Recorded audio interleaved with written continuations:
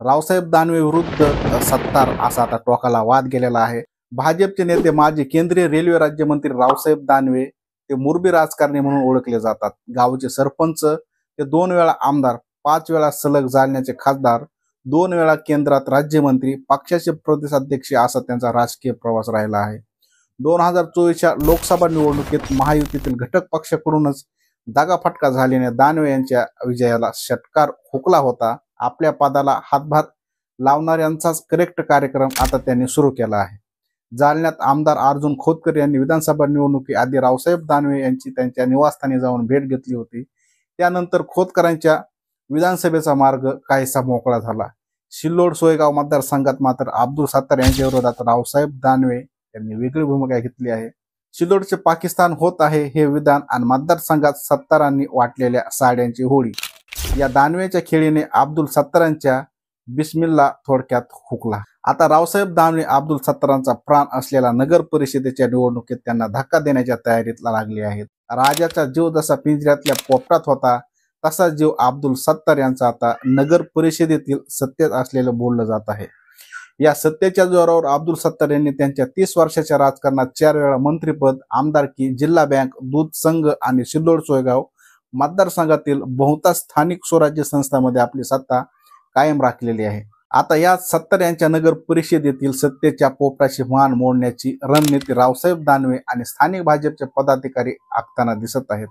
नुकत्याच झालेल्या विधानसभा निवडणुकीतील सिल्लोड सोयगाव मतदारसंघात भाजपमधून उमेदवारीसाठी महाविकास आघाडीने गेलेल्या सुरेश बनकर यांनी अब्दुल सत्तारांच्या तोंडाचा घास हिरावला होता।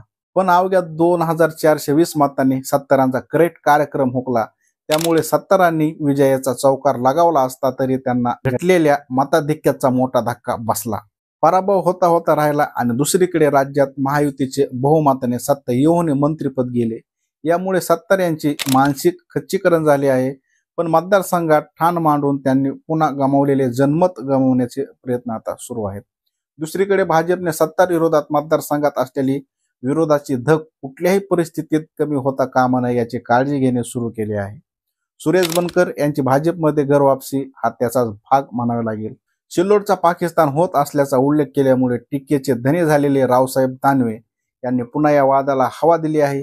सिल्लोड शहरातील चौकांना असलेल्या नावांकडे लक्ष वेधून अब्दुल सत्तार मतदारसंघात कसे जातीवादाचे राजकारण करतात हे सांगण्याचे दानवे यांनी काल प्रयत्न केला। अब्दुल सत्तार यांचे मंत्रिपद त्यांनी मंत्री असताना केलेल्या भानगडीमुळे गेले आणि ते आम्ही खासगीच कधीतरी सांगेल असं म्हणत आपला सत्तार विरोध कायम असल्याने दाखवून दिलेला आहे। निसटता पराभव आणि मंत्रिपद गमावल्याने अब्दुल सत्तार सध्या शांत आहेत।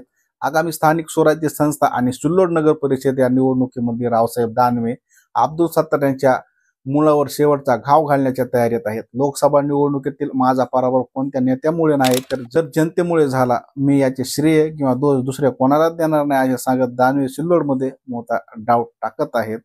अशा प्रकारची रणनीती आता सिल्लोडमध्ये होत आहे। अब्दुल सत्तार यांना जे आता आमदार होऊन त्यांना मंत्रिपद मिळवता आलं नाही, त्यामुळे त्यांचा जीव आता या नगर परिषदेच्या इलेक्शनवर आहे। परंतु आता रावसाहेब दानवे यांनी मोठे खेळी करून त्यांच्या विरोधात आता रणशिंग पुकारले आहे आणि सिल्लोडचे पाकिस्तान झाले आहे असं त्यांना एक वक्तव्य केले होते आणि अशा प्रकारचे त्यांना चौका चौकाला कशा प्रकारचे नाव दिले आहेत ते देखील उलगडा करत यावर राजकारण करत त्यांना आपली बाजू मांडलेली आहे आणि ह्या दोघांमधील वाद आता टोकाला गेलेला आहे। आता यामध्ये रावसाहेब दानवे यांच्या बाजूनं पार्टी किंवा जनता उभा राहते का अब्दुल सत्तार यांना जनता पुन्हा एकदा निवडून देईन हे सुद्धा बघणं महत्त्वाचं ठरणार आहे। आणि आता सिल्लोडचा हा वाद टोकाला गेल्याचं दिसत आहे। रावसाहेब दानवे विरुद्ध अब्दुल सत्तार आता ही लढाई सुरू झालेली म्हणाय काय हरकत नाही।